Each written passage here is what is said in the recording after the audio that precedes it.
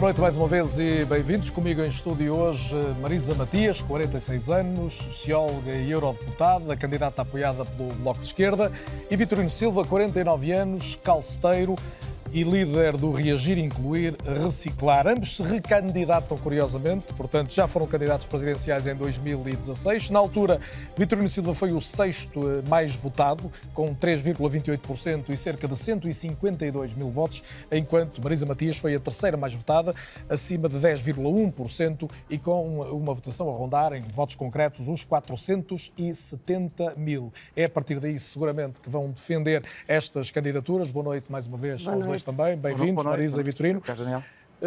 Ditou o sorteio que seja o Vitorino Silva a começar. Vitorino, além de ter sido já candidato uma vez, como eu agora lembrei, à Presidência da República, já foi à Junta de Rãs, por mais que uma vez, à Câmara de Valongo e à Câmara de Penafiel, à Assembleia da República com o RIR. Isto já é quase uma segunda profissão, calceteiro e candidato. Não, a profissão não é política. A política não é profissão. E há muita gente que vai para a política a pensar que é uma profissão. Aliás, há muita gente que nunca fez nada na vida a não ser política. Inscreveram-se nas jotas partidárias e depois estão lá no Parlamento até aos 50, 60 anos e se lhes perguntaram o que é que fizeram, a profissão era a tua, porque deputado não é profissão. Política não é profissão para ninguém. Política, mas o Vitorino Silva só não fez mais política, vamos dizer profissionalmente, porque não foi eleito na maior parte dos casos. Não, a minha pergunta é esta: o que é que o faz correr? O Vitorino, já passaram 20 anos, mais de 20 anos, desde aquele abraço que o celebrizou a António Guterres. Foi eleito para a sua junta de freguesia, mas depois, ao contrário de uma expressão sua, o povo não quis o tino. Não quis. Então o que é que aconteceu? Eu explico. Eu fui presidente de junta em 1993, com 60 e tal por cento. Rãs não se discute. Não, discute. Se eu não puder discutir Rãs aqui... Não é nesse sentido. É evidente que aí o Vitorino foi eleito. Eu não posso tirar Rãs da minha história. E depois fui reeleito quase com 80% dos votos. E na altura dei o abraço ao Guterres e a minha vida mudou. Os focos, Lisboa, Margarida Marante, Hermano José. E a vida de Lisboa não é fácil. Imagina um jovem com 27 anos e em que, muito intensa, e em que um dia chego a casa às 4 da manhã e quando chego a casa tarde, vindo de Lisboa, vindo de reuniões políticas, para a política é muito absorvente, chego a casa, abro a porta devagarinho, entro, tiro o sapato sem fazer barulho, vou pelo corredor, entro no quarto e quando chego à cama, numa ponta da cama estava a minha mulher, a Céu. No meio da cama estava a minha filha, a Catarina. E eu entro, penso que não incomodaria ninguém e quando me deito e pensava que já estava safo, a Catarina com o pezito disse-me, vai embora pai. A Catarina tinha 1 ano e meio e foi a minha primeira direta. Naquela noite não dormi, ainda bem que não dormi. E tentei perceber o que é que estava a passar ali. E eu tinha um mundo à minha frente, o mundo dos focos, da luz, da ribalta, da política, do poder, e tinha um mundo ao meu lado, que era ver a minha filha crescer. Optei por ver a minha filha crescer. Vitorino, e hoje não estou a pedir, vou responder já, vou responder. E deixei a política aí, tive um tempo sem ir a votos, porque precisava de crescer ao ver a minha filha crescer. Depois fui candidato a Valongo, sim senhor, que é a terra da minha mulher, era onde temos um restaurante, e onde vivo em Rãs, mas a minha mulher é de Valongo, e um dia fui candidato. Temos terra, somos semente. Não podemos historiar tudo. Não, deixa eu explicar. E aquele movimento chamado Terra, somos semente, ficou à frente do Bloco de Esquerda, ficou à frente do PCP, porque eu sempre fui a votos, fiquei à frente de partidos que eram cá há muito tempo. Pronto, eu não estou ali mesmo no carro vassoura, porque eu sempre fui a votos, nunca fiquei a ver do carro vassoura. E há muita gente que, quando me anuncia, pensa que eu concorro para ficar a ver... Depois Penafiel. Penafiel fui a terceira força política. Tenho membros na Assembleia Municipal. No partido, criei um partido que me disse ontem, que está legalizado, que na altura teve um certo problema para poder ser legalizado, teve ali um estouro, e fui a votos. No mês e tal, fomos a votos. Conclusão, Vitorino, agora temos mesmo que concluir, e antes de ouvir a Marisa também... Se o Vitorino Silva agora está a ter uma notoriedade, até como lembrava ontem, não teve nas anteriores presidenciais, está a participar em mais debates, e teve 152 mil votos, se não tiver algo parecido, desta vez considera uma derrota, é isso? Não, claro, isto é assim, o objetivo da minha candidatura é ter mais um voto. Eu sei que estás aí em casa, as pessoas esperam em casa, esse voto pode ser tu. Não tenho dúvidas nenhumas que há muita gente que vai dizer, esse voto que tu precisa, vou ser o que te vou dar. E tenho a certeza absoluta porque eu há 5 anos, nesta altura, não tinha um frame de televisão. Eu, neste momento, não tenho... Há 15 dias o telefone me tocava, não tenho agenda, já tenho 2 agendas, porque eu já não consigo, está a ver, no fundo, atender todos os jornalistas que estavam distraídos, porque o Tino já cá estava, o Tino era a mesma pessoa, tinha as mesmas ideias, sabem que eu, quando falo, sou levado a sério, sou percebido, só que não sei porquê, ou sei porquê, eles não me ligaram nenhuma. Marisa Matias, comecemos também pela sua ambição eleitoral. A Marisa é apoiada por aquela que é a terceira força política no país, quer em presença parlamentar, quer na maioria das sondagens. Surge na maioria das sondagens em quinto lugar. O que é que está a correr mal? Bem, antes de mais, boa noite. E quero cumprimentar também o Vitorino Silva. E aproveito também, deixe-me dizer, para cumprimentar a RTP na sua pessoa, porque acho que é muito importante em democracia que os candidatos possam debater todos em condições de igualdade, como sempre defendi, e fico muito contente que a RTP tenha permitido que possamos ter estes debates. Acreditamos que era essa a nossa obrigação desde logo. Fico muito contente, eu quero dizer que os debates que faço na RTP é nas portas de fundos, é na RTP3. Eu não jogo na Liga nos campos. Mas a RTP3 tem sinal aberto do país inteiro através do TDT, vale a pena dizer isso. Mas quero dizer que ontem o debate na RTP3 teve 300 mil pessoas, na altura em que estava aqui um homem que, à partida, ia ficar fora de jogo, e houve 300 mil pessoas, que não é normal. Em média, o que significa que mais ainda contactaram com o programa. Marisa, colocada essa nota... Mas o que é importante, sim, colocar esta nota, porque acho que de facto é muito importante, sempre defendi e acho que é um passo importante. Colocada essa nota. Em relação às sondagens, posso responder-lhe diretamente, eu não desvalorizo de nenhuma forma quem faz as sondagens, os profissionais que as realizam, mas eu há 5 anos, nesta altura, estava também nestas posições, tinha até resultados nas sondagens inferiores àqueles que aparecem neste momento e acho que os resultados finais é aqueles que temos que avaliar. Eu há 5 anos, nesta altura, estava, sei lá, com 1/4 dos votos nas sondagens em relação a Maria de Belém, depois acabei por ficar muito à frente. Estava também atrás de outros candidatos e acabei...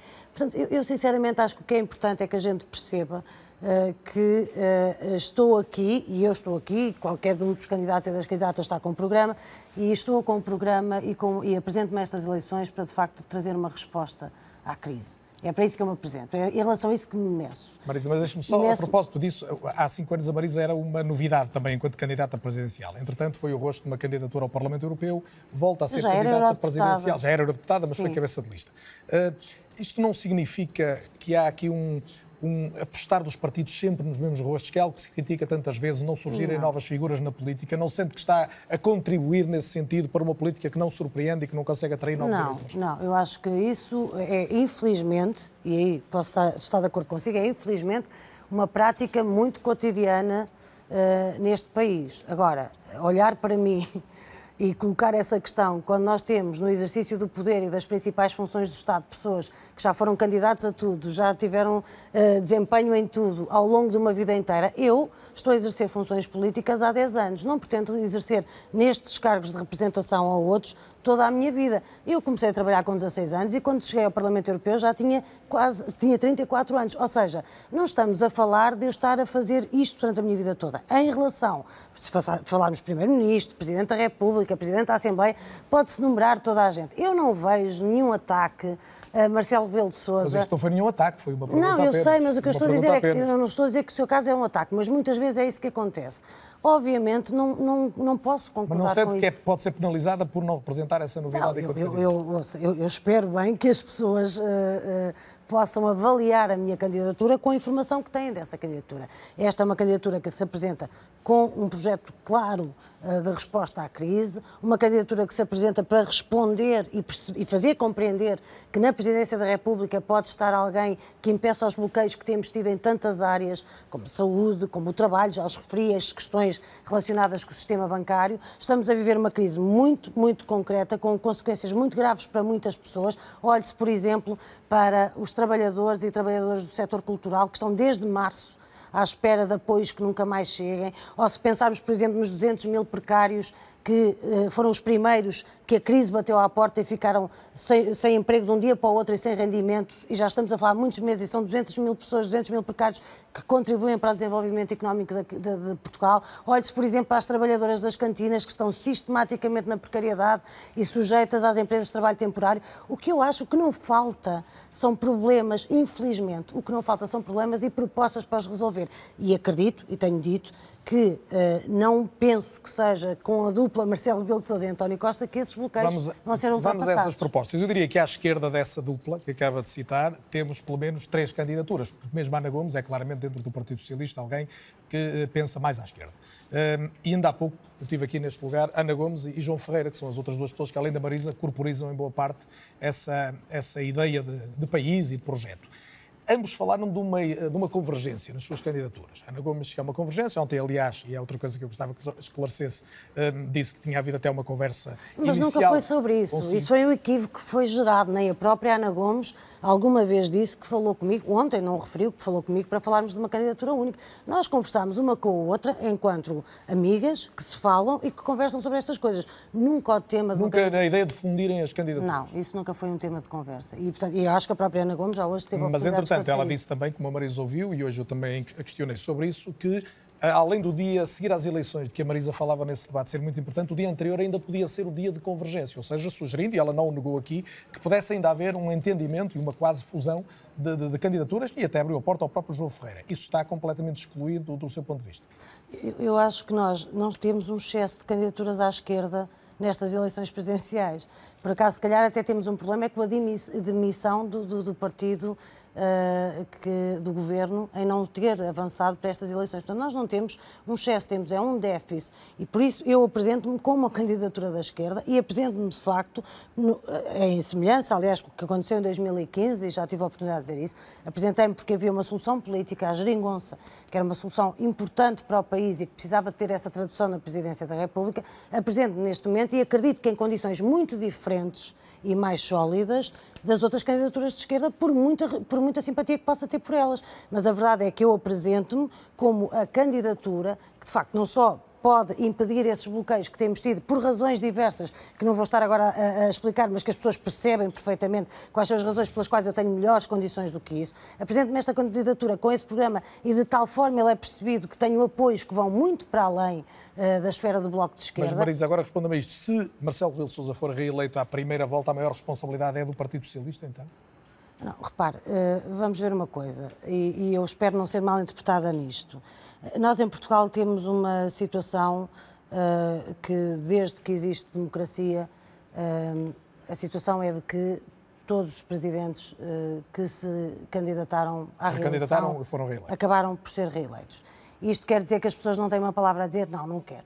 Obviamente as pessoas têm uma palavra a dizer e essa palavra tem que ser ouvida. É para isso que estamos a fazer campanha e vamos realizar eleições no dia 24 de janeiro. Mas dito isto, obviamente, nada disso retira nenhuma importância nem dimensão às candidaturas. As pessoas conhecem o meu entusiasmo a fazer política. Mas a minha pergunta era se é o Partido Socialista o responsável por uma eventual neste vitória... momento estamos com estas candidaturas, é com estas Mas foi a Marisa que lembrou há pouco que o principal partido da esquerda se demitiu. Então deixe-me não fui eu que trouxe o tema, não fui eu que trouxe o tema. Sim, mas deixe-me clarificar. Eu referi isso, até porque, obviamente, agora já estou em vantagem em relação ao Vitorino. Sim, já vamos voltar ao mas eu referi isso... falar bem, podes falar. Que eu... Não, eu quero já igualdade. Vou saber se está a falar bem não, ou não. Eu quero igualdade em todos os níveis. Não, mas eu quero igualdade a todos os níveis e não quero de maneira nenhuma tirar o tempo ao Vitorino. Mas dito isto, eu estava a dizer que não acho, quando referi o Partido Socialista, estava a referir, não há excesso de candidaturas à esquerda. Essa é a primeira coisa que estou a dizer. Aliás, nós temos 7 candidatos, temos 3 candidaturas de esquerda, portanto não há um excesso de certeza absoluta. Em democracia a pluralidade existe. Em relação ao resto, o que eu disse é, não retira nem entusiasmo, nem vontade, nem a necessidade de fazer a disputa eleitoral, porque, como disse, apesar de termos esse dado, o povo é soberano e o povo irá decidir no dia 24. E eu, quando refiro o dia 24 e o dia 25, refiro o dia seguinte, é porque, de facto, quer em 2015, eu apresentei propostas e programáticas que foi muito importante o resultado que consegui obter, porque foi esse resultado que me deu força para poder continuar a trabalhar nelas, nomeadamente a luta dos cuidadores e cuidadoras informais, que ainda está quase toda por responder. Eu conheço muitos e muitos delas que ainda não têm nenhum direito garantido ou garantido, nem sequer está reconhecido. E são cada vez mais, até pela evolução da demografia. Obviamente. E por circunstâncias. E depois vou continuar saúde, o resto desta resposta. Vai com certeza para já. Vitorino Silva. Só para responder isto, é claro que eu ouvi falar em esquerda, a minha candidatura também é uma candidatura de esquerda, mas às direitas. Pronto, eu assumo como um candidato que tem uma candidatura de esquerda às direitas. Também ouvi falar em sondagens. E claro que a sondagem, a única que eu acredito é aquela que é verdadeira, que é o voto do povo. Ainda há pouco, e há muitas empresas de sondagens que têm a sua sede dentro de certos partidos. A primeira questão é quem faz as sondagens, quem manda fazer as sondagens. E eu acho que era isto que não acontece, porque não há muita verdade. As sondagens têm que estar identificadas. Ou estão identificadas. Eu nunca apareci na sondagem, e esta sondagem que apareci, a última, puseram-me em que não tinha votos no Porto. Alguém acredita que eu arranjei 7.000 assinaturas no Porto, que eu não tenha votos no Porto? No fundo é onde eu tenho o bastião, no meu distrito. Alguém acredita que eu não tenho votos de mulheres? Alguém acredita que a minha filha, que a minha mulher, está a ver, que as minhas não votam em mim? Isto é, eu não acredito em nenhuma sondagem, não acredito, porque a pior coisa que pode haver é que quando não dão não às pessoas e chamam outros. Ainda agora na TV vejo sempre sondagens, nunca puseram a fotografia. Não, só para terminar. A Marisa Matias no Parlamento Europeu, alguma sondagem da Pitagórica, em que pôs os votos que Marcelo teve e a percentagem, e também a nível de europeu, em que pôs os votos da Marisa e também pôs a percentagem. Eu que tive 152 votos, não pôs.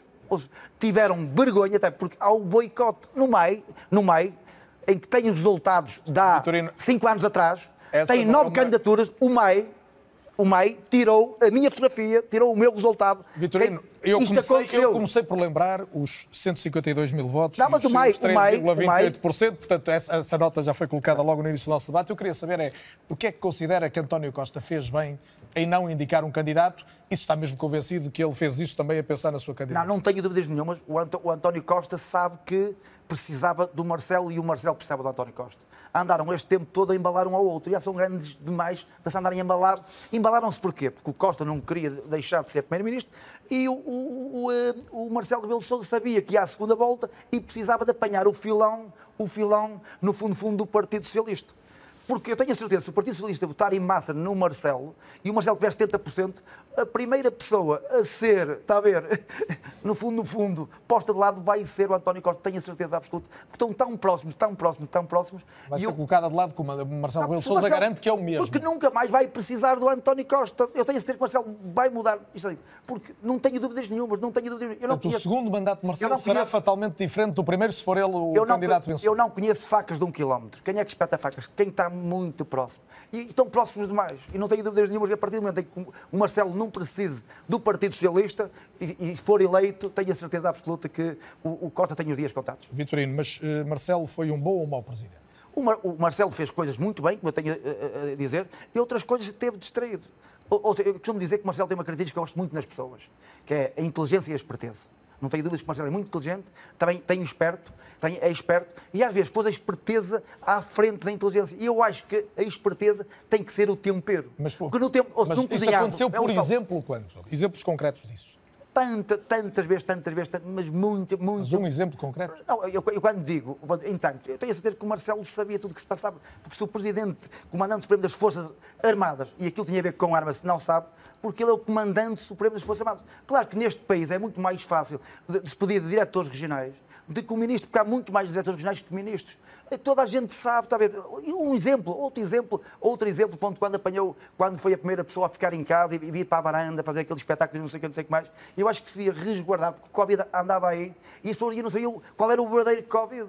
Eu acho que isto é um exemplo, talvez, eu quando disse, e não sou eu que digo, porque há frases minhas que é a voz do povo. Eu há dias, numa entrevista, eu disse o nosso Presidente às vezes apalhaçou as funções de Estado. E quando digo apalhaçou, está a ver, apalhaçou porquê? Porque é o povo que me diz ao assinar, está a ver, gente que votou Marcelo e que diz que não vai votar, está a perceber, que não se revê na maneira do Marcelo ter atuado em alguma parte do seu mandato. Marisa Matias, o Vitorino equacionou aqui uma questão que tem sido muito colocada, se Marcelo será diferente no segundo mandato. A minha pergunta é, quais são os riscos que antevê de um novo mandato de Marcelo Rebelo de Sousa, tendo em conta o que conheceu do primeiro?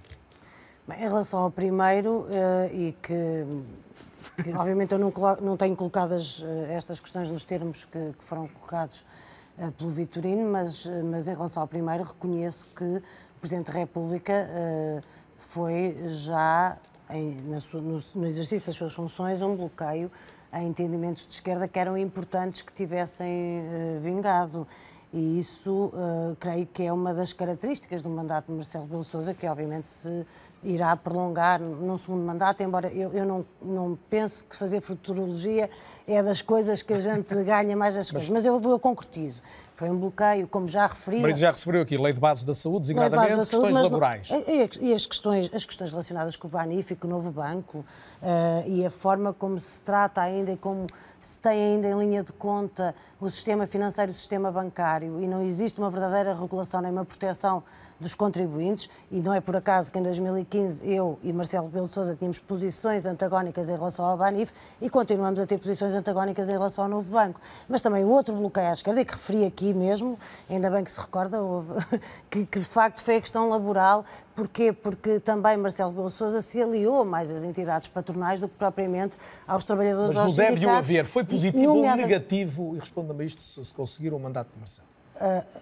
Claro que eu considero que foi mais negativo que positivo. Essa é uma das razões pelas quais me apresento, porque se alia às entidades patronais, se faz um acordo para tornar ainda mais precárias as condições de já tantos precários, nomeadamente com a questão do período experimental, e que, como já disse e volto a repetir, foram pessoas que foram as primeiras a ficar sem nenhuma solução durante esta crise pandémica. Obviamente o que eu acredito é que nós precisamos de ter na Presidência da República alguém que contrarie os bloqueios em relação às respostas que precisamos para a crise e para estes problemas. Não é alguém que ajude a manter os bloqueios ou que ainda acrescente bloqueios aos que já existem. E desse ponto de vista, acho que, obviamente, a trajetória política de Marcelo Rebelo de Sousa e o exercício do seu mandato têm a ver, como lhe tive a oportunidade de lhe dizer diretamente, têm a ver com uma posição de um entendimento do seu papel, por exemplo, no combate às desigualdades, que não é aquele que eu partilho de maneira nenhuma. Eu não vejo as desigualdades como um desvio da política, eu vejo como o centro da política. As desigualdades é o que mantém... Se Marcelo Rebelo de Sousa estivesse aqui, estava a dizer que concordava consigo. Mas repare, ele não disse que concordava comigo em relação a essa matéria. As desigualdades disse. Não, em relação às desigualdades que existem não é uma questão de concordar ou não, é matéria de facto, não é de opinião. Infelizmente existem e não há ninguém que possa dizer que não existem. Existem desigualdades. Agora, como é que nós tratamos as desigualdades? Essa é que é a questão. E aí temos divergências muito grandes, porque, como disse, eu não acho que sejam desvio das políticas, são o centro da política. As desigualdades é de cada vez que nós temos estes problemas relacionados com o sistema financeiro, e dei aqui vários exemplos e posso continuar a dar. Não precisa agora, porque eu tenho que ouvir o Vitorino Silva. Vitorino, não, eu tenho que fazer a primeira pergunta, mas pronto, só para terminar, porque a outra já não tem a ver com este tema. Eu tenho a certeza, se o Marcelo comentador tivesse falado do Marcelo presidente, eu acho que o comentador não estava muito longe daquilo que eu disse aqui sobre o Marcelo. Vitorino Silva ainda terá um debate com Marcelo Rebelo de Sousa connosco, a Marisa já teve. Vitorino, a pandemia provou que Portugal só pode existir no contexto desta União Europeia? Não, eu vou dizer, a pandemia provou que não há amor e que chegou a todo lado e que provou que o mundo, eu pensava que estava muito evoluído, que as tecnologias mandam muito e não mandam nada. Que eu vi grandes potências, vi grandes países que têm grandes cientistas e que... Mas não foi a ciência e a tecnologia que em menos de um ano nos trouxe a vacina, não, por exemplo? Foi a ciência, mas não podemos... E a tecnologia está associada à ciência. Não podemos deixar de lado tamanha força da natureza. E a natureza não pensa. E a natureza não pensa. E às vezes o homem pensa que pode controlar a natureza. A natureza não pensa e é bem que não pensa. Mas tenho a certeza que esta pandemia vai passar, não tenho dúvidas nenhumas, e o mais difícil de ter passado foi o medo, e sim que as pessoas hoje já não têm medo. Mas deixe-me repegar na questão europeia, porque vai chegar bastante dinheiro para Portugal, porventura uma ajuda como nunca tivemos, pelo menos num período de tempo tão curto. São mais de 45 mil milhões em previsão e fundo perdido nas chamadas subvenções, 15 mil milhões. O Vitorino Silva levantou dúvidas sobre se este dinheiro era para devolver, não era para devolver, era para ter que se pagar, que não há, por assim dizer, ninguém dá dinheiro a ninguém, mas este das subvenções acredita que não vai ser para devolver. Eu não duvido que o dinheiro vem. Agora, eu sei, e nós somos da mesma geração, há muito tempo, desde que me lembro, vieram sempre carradas e carradas e carradas de dinheiro. Mas passa, então, eu não o vejo. O povo enorme, aquele povo avulso, aquele povo que sofre. Vivemos num país em que tem 700 mil pessoas sem médico de família. Eu quero perguntar aos candidatos, aos outros 6 candidatos, se têm médico de família. Portanto, é uma pergunta tão simples. Tem tanto dinheiro para a saúde e há 700 mil candidatos que não têm médico de família e eu quero saber se o Marcelo tem médico de família, se a Marisa, do Tiago... O Vitorino tem médico de família? Eu tenho médico, mas fico triste que há muita gente que não tem. Tem um hospital próximo que serve meio milhão de pessoas? Que serve 500 mil pessoas, mas que não tenham ressonância. E aquele hospital, bem as pessoas da terra da avó do Marcelo. As pessoas da terra da avó do Marcelo... bem de Surico, veio para Penafiel, é um hospital que tem 500 mil pessoas e não tem uma ressonância magnética. É uma vergonha. Aqueles milhões e milhões e milhões que vieram nestes últimos 40 anos... Mas, portanto, não duvida que este dinheiro vem, está a duvidar que ele seja bem aplicado, é isso? Não, o importante é saber até onde é que vai chegar. Isto assim, o dinheiro... Eu vou explicar de uma forma simples, que é assim que eu consigo que as pessoas em casa percebam. Imagina a presa do dinheiro, não é? E depois há muitos campos à volta da presa. Quem abre a presa, e são os políticos... A presa é onde está a água, não é? Não, o dinheiro. Para onde é que o dinheiro vai logo? Vai para os campos mais perto da presa. E quando a presa fica vadia, dizem assim, opa, a presa, a água não chegou aos campos longe, vamos deixar que torne a encher a presa, e é sempre o mesmo isso. Os campos que apanham a água são os campos ao pé da porta. E nós temos que pôr os campos longe da porta, perto da presa, e é isso que nestes 40 anos não se fez. Marisa Matias, sobre esta questão europeia, Catarina Martins disse em abril que no Bloco de Esquerda, e vou citar, não temos grandes expectativas sobre a União Europeia e mesmo os mais acérrimos defensores da União perguntam para que serve se não é capaz de responder a esta crise. 1,8 bilhões depois, com vacinas distribuídas pelos países todos ao mesmo tempo. Está dada a resposta para que serve a União? Não, repara, eu acho que a resposta tem que ser mais vasta e mais complexa do que essa. Essa questão foi colocada numa altura em que não havia nenhuma resposta ainda. Mas foi, sim, foi boa ou não a resposta? Eu vou por partes. Em relação ao plano de vacinação, eu acho que houve um esforço de cooperação notável. E não foi por ter estado a trabalhar nessa área numa das comissões parlamentares que trabalho, mas acho que se conseguiu desbloquear recursos em tempo recorde, que se conseguiu definir uma política em tempo recorde importante e, obviamente, nós precisamos da vacina e esse é um dos bons exemplos da cooperação europeia no que diz respeito a esta crise pandémica. Há questões que ainda não estão respondidas, nomeadamente qual é a propriedade intelectual, quem é que vai ser a propriedade da vacina, por assim dizer, se é o dinheiro público, será o negócio privado mais uma vez ou não, mas o que era importante... No primeiro momento, há dinheiro público. Depois, no primeiro momento, há dinheiro público. A questão é se depois a propriedade dessa vacina vai ser nossa ou não. Eu não tenho problema... Mas temos uma bazuca, para usar a terminologia portuguesa. Só temos concluir... vacinas distribuídas. A minha pergunta é, esta Europa serviu ou não serviu, ao contrário do que o Bloco de Esquerda costuma dizer, para provar que tem Mas eu não estou a fugir a resposta nenhuma, eu só estava a tentar... Eu vou querer ouvi-la agora, só estou a relembrar. Desculpe, mas é que eu não estava mesmo, nem queria fugir. Portanto, em relação à vacinação, tirando a questão, que eu acho que é importante saber de quem é a propriedade desta vacina, é muito importante, porque o dinheiro é público, nós já temos muitas tradições de dinheiros públicos que depois os benefícios e os proveitos são privados. Acho que foi um bom exemplo de cooperação. Em relação à bazuca propriamente dita, eu quero dizer-lhe que, em primeiro lugar, os montantes não são suficientes.